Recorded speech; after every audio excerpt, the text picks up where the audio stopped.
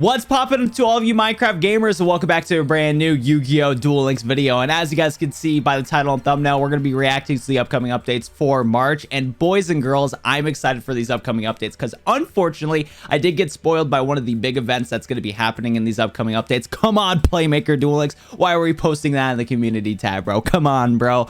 When I woke up today, I was scrolling through my YouTube recommended and saw that Playmaker posted that. I'm like, great, that was a spoiler for my epic upcoming updates reaction video. Come on, Playmaker. Can't believe you did that to me. But today we're going to be reacting to the upcoming updates here. I wanted to react to the upcoming updates a lot earlier than I am, but due to the fact that I had a pretty busy day yesterday with work and doing errands with my roommate, I just crashed when I got home. And since I hadn't had a good amount of sleep in a couple days, I finally had the chance to do that. And due to that, I fell asleep. And when people were telling me to react to the upcoming updates, I was just knocked out snoozing. But we're here now. We're going to take a look at the upcoming updates. I hope you guys are excited for my reaction to them. If you guys are, you know what to do. Leave a like on the video down below and sub to the channel for more Duel Links content. And without further ado, let's go take a look at the upcoming updates for March. Fingers crossed that they are going to be good. Because besides the spoiler that I got from Playmaker Duel Links' community tab, I know nothing else about the upcoming updates. So hopefully some of the other events that we're going to be getting in March are going to be some bangers. Because I want a reason to play this game again, because it has been pretty dead for the past 2 months, unfortunately. Well, more like February. January, the game was pretty alive with the new Blue Eyes stuff, but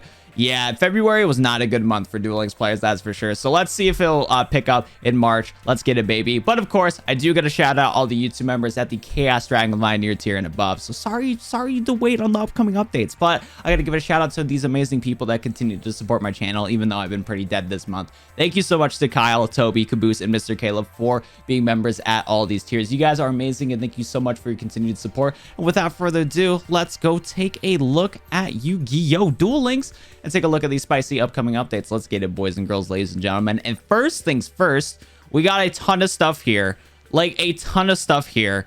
Okay. There's a lot of stuff here. And this is actually kind of crazy. Okay, so first of all, we have a bunch of updates just right away. This time Duel Links is not filling up the entire page because we get 4 things right away. First of all, in early March, we get a mission circuit event, which is pretty standard event. They do these all the time, but we're going to be able to get Twilight Rose Knight, a card that Akiza used. So that's pretty cool that we're going to finally get that card, and we're going to be able to get some gems and whatnot. We're getting another Turbo Duel event in March, and it's going to be a PvP event. And looks like we can get Tomato King and Tomato. So tomato cards, that's pretty cool. And then in mid-March, we are getting Tour Guides Mission Bingo, and we're going to get a new UR card, number 44, Sky Pegasus, so that's cool. But the big thing right here is the fact that it looks like Paradox is going to be in Duel Links. Bow before the Mech Lord Emperor humans. Wait, no, I'm dumb. Like, Paradox is kind of related to these guys, but still, I forgot what it was. Who were the Mech Lord guys again? It was like Primo. There's like Jacob. Yeah, let me go look him up real quick. So I'm kind of, my memory's jogging now, but let me look him up. Yeah, so I'm quickly on Yu-Gi-Oh! Wiki real quick just to jog my memory. So yeah, shout out to Aporia being the main guy out of the 3, Jacob, Primo, and Lester. I don't know exactly how Duel Links is going to do it. Like, I don't know if they're going to want to release Jacob, Primo, and Lester as 3 separate characters, or if they're going to just straight up release Aporia as just Aporia and not the 3 right here. Because if they're not going to do that, they're probably going to release Primo first, if I'm reading it correctly, because I feel like Primo was the cockiest out of the 3 anyways, and I feel like he would have called himself like the emperor of all of them. But again, it's still he is, but still the main person is Aporia here, and I could see Duel Links just kind of skipping past releasing these guys as 3 different characters and just doing Aporia. But that is cool that Aporia for the most part seems to be announced right here in the upcoming updates, so that's really cool right here. Bow before the Mech Lord Emperor humans. So yeah, we'll have to take a look at that. That's actually really exciting though. Again, it's either going to be Aporia or Primo. I just can't think of which one they would do on the top of my head. But still, let's go take a look at all these cards right here. Let's go take a look at all these cards that are going to be new for the upcoming updates real quick, boys and girls. First of all, we're going to take a look at Twilight Rose Knight, one of the new cards in the Mission Circuit event that's going to be in March. This card right here is a 3-star Tuner Warrior monster. That's a dark attribute with 1,000 attack and defense. Monsters your opponent control cannot target plant monsters for attacks. When this card is normal summoned, you can special summon a level 4 or lower plant monster from your hand.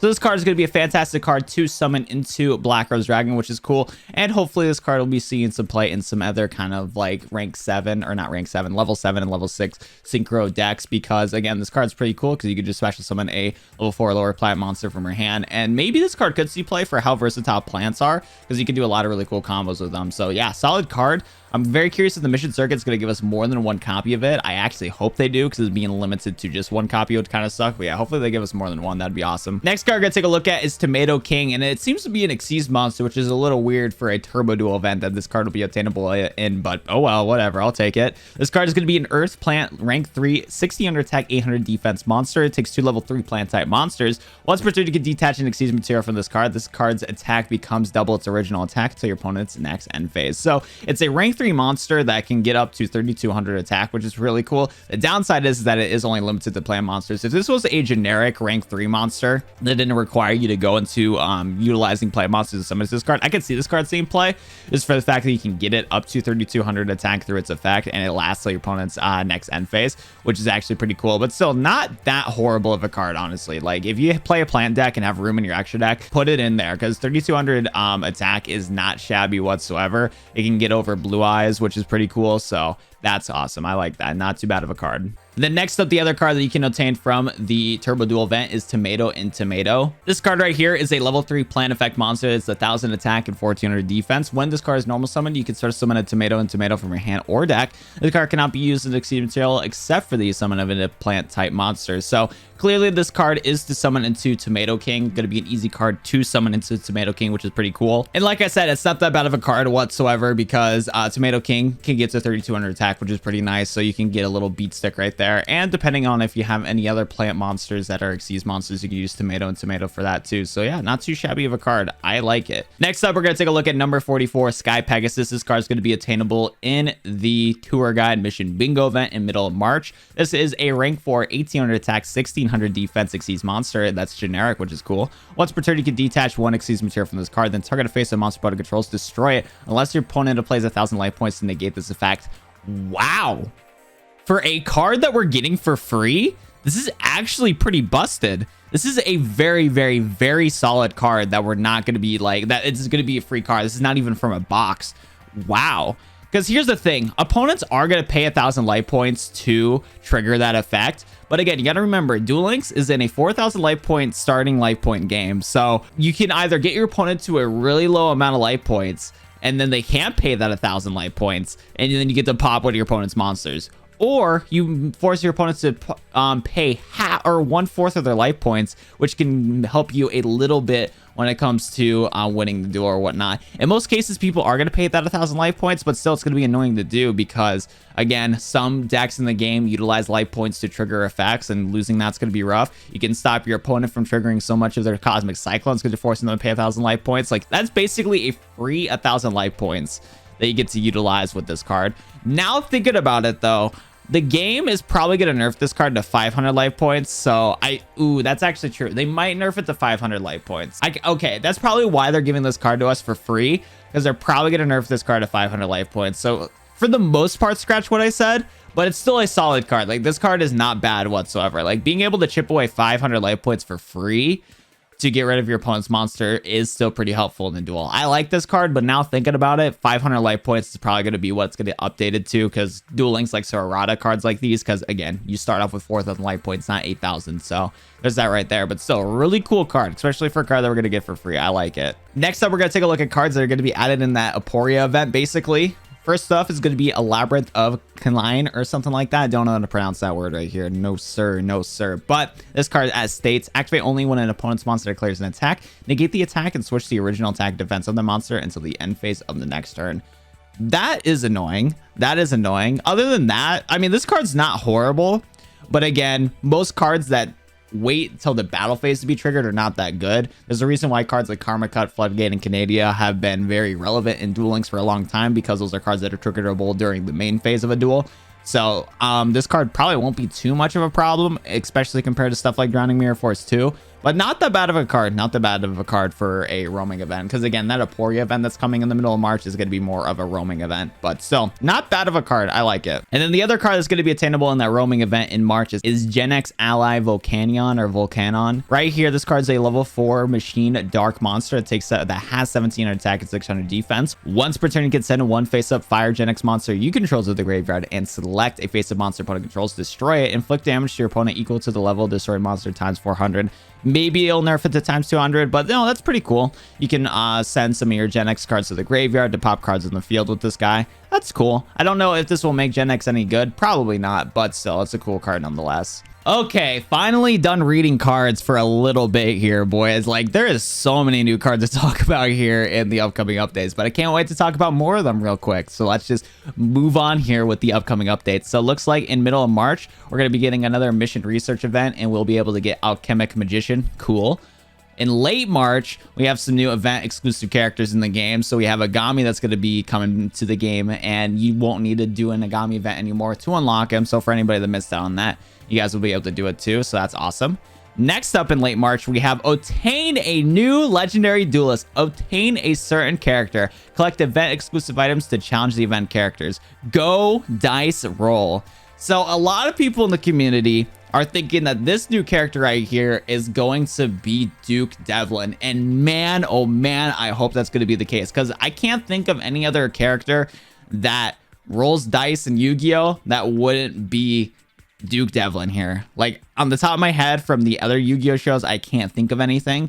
I don't think there's a character that did a lot of dice stuff in Zexal. And besides, if there was one, it would have been pretty relevant to make it an unlockable character. So the fact that they're making a new character that's unlockable that says go dice roll, it got to be Duke Devlin. I've been one of the people who've been asking for Duke Devlin in Duel Links for a very long time. It felt like a character that needed to get added for a very long time. So I'm looking forward to that. And I'm fingers crossed that that's who it is. I cannot wait for that, man. It's going to be very, very, very exciting, that's for sure. And hopefully we can get some cool dice roll card or some dice cards in Duel Links. And hopefully there'll be some cool skills that he will be able to add to kind of manipulate the dice roll and stuff a little bit. Maybe we could get a cool, maybe he'll be able to kind of like Sartorius, or we can get a broken dice roll effect. That'll be annoying, but cool at the same time to make dice cards irrelevant for a little bit. So we'll have to wait and see for that. That's for sure. But that is super exciting. And also late March, we have another Dual Quest event, so we can get the card, the Grand Spellbook Tower. So that's cool too. And it looks like they're making some more improvements to the dual screen.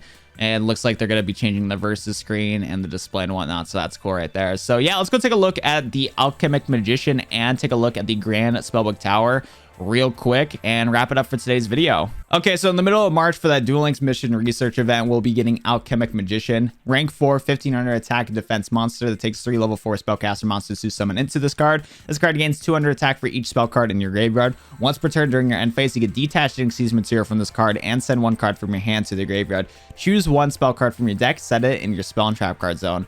So that's actually kind of a cool card. So you get to basically search for spell cards that you would want, which is not too shabby. Too bad this card's a very awkward monster to summon into, because first of all, you need 3 level 4 spellcaster monsters on your side of the field to summon this card, which is 3 resources. To summon into just 1 resource that doesn't have that much attack. Sure, it gains attack for each spell in the graveyard, but still, it's not that much of attack at the end of the day. So I can't think of a good deck to combo with it, but the effect is good. The effect is good from this card. It's just the summoning requirement and the attack and defense in this monster is very mediocre. So I'm curious to see if anybody can come up with a good deck for this card, because it is not that bad of a card. It's just the summoning requirements is just too much for the effect you get out of it. But still, you get to search for a spell card from your deck and set it on your side of the field. So as long as it's not a quick play spell card, you can trigger that card right away, which is cool. So I like it. It's a cool card. And last but not least, we're going to take a look at the Grand Spellbook Tower, a card that's going to be attainable in the, what was it again? Dual Quest event, the Dual Quest event. So we're going to take a look at this card right here. Cool to see we get some more Spellbook support. Once per turn during your standby phase, if you have a spellcaster type monster on your side of the field or in your graveyard, you can place 1 Spellbook spell card from your graveyard to the bottom of your deck, except Grand Spellbook Tower, and draw a card. Once a card in your possession is destroyed by your opponent's card and sent to your graveyard, you can special summon a spellcaster type monster from a hand or deck whose level is less than or equals to the number of spellbook cards in your graveyard. So this card is pretty solid. It's a nice little late game spellbook card in my opinion. And since it says spellbook in your hand, you could probably combo this with some of the other spellbook cards in your deck, because this will be searchable. This card can be one of those spellbook cards required to special summon into certain spellbook monsters. So this card might see play, but again, it is one of those kind of late game cards. But then again, spellbooks is a deck that does stall out to make plays anyways. So honestly, I could see this card seeing play, because the point of spellbooks kind of likes to stall out and make sure that you can like slowly but surely chip away your opponent and stop them from doing anything. That's kind of why spellbooks were pretty popular. So I could see this card seeing play, But again, I don't know how much it's going to disrupt the flow of spellbooks, considering the fact that it doesn't get pitched to the graveyard, and to trigger cards like Fate, you need to pitch cards into the graveyard in order to do that. But still, you get to recycle your spellbook cards, you get to draw cards with it. Not bad of a card. I'm very curious to see how this card would see play in Duel Links. I'm just kind of iffy on how well it would work when you start off with only 4 cards in a duel. But still, I like the card. It's going to be pretty cool, and I'm looking forward to see what people combo with this card. That's for sure. And I believe that's going to be it for today's upcoming updates video. Not too bad for upcoming updates. Again, I wish there was more new events, because it does seem like that there's not many new events in the game. But still, we got 2 new characters coming into Duel Links. One of them going to be unlockable, and most likely DEVLIN, which is very exciting. And we're getting a solid amount of new cards in the game. And hopefully with the next box that we're going to get in Duel Links, which will hopefully get announced very soon, I'll make some more spice in the game to make it entertaining for March, that's for sure. So I like this step. This is a good step in the right direction, and I hope Konami continues to do this within the months in Yu-Gi-Oh! Duel Links to keep this game relevant, that's for sure. Other than that, that's going to be it for me in today's Duel Links video. If you guys enjoyed, you know what to do. Leave a like at the video down below. Sub to the channel if you guys are new for more content, and that's going to be it for me. Thank you so much for watching, and I'll see you guys in the next Yu-Gi-Oh! Duel Links video. Adios, everybody. Have a good one.